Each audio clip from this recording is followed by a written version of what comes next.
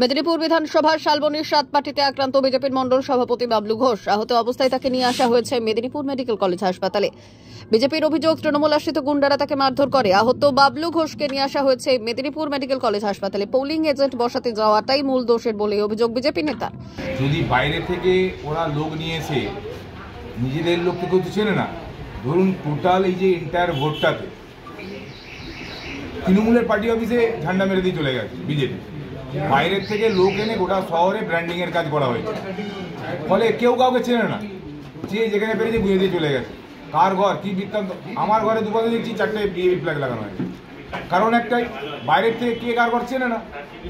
ফলে ওরা যে নন্দীগ্রাম, খিচুড়ি, ভগবানপুর থেকে লোক নিয়ে আসার যে বিষয় ছিল, গত কয়েকদিন ধরে যিনি অপোজিশন লিডার যা তার বক্তব্য, ফলে ওদের লোককে মারলো কিনা সেটা আমি কী করে বলব।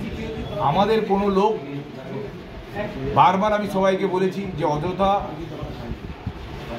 অপ্রীতিকর কোনো পরিস্থিতিতে জড়িয়ে না পড়ে, উত্তেজিত পরিস্থিতি যাতে না হয়। কিন্তু বিজেপির পরিকল্পনা হচ্ছে যে বিভিন্ন জায়গাতে একটা উত্তেজনা তৈরি করে, একটা অপ্রীতিকর অবস্থা তৈরি করে দিয়ে ভোটটাকে যাতে বানচাল করা যায়, সেটা ওদের কিন্তু এটা স্ট্র্যাটেজি।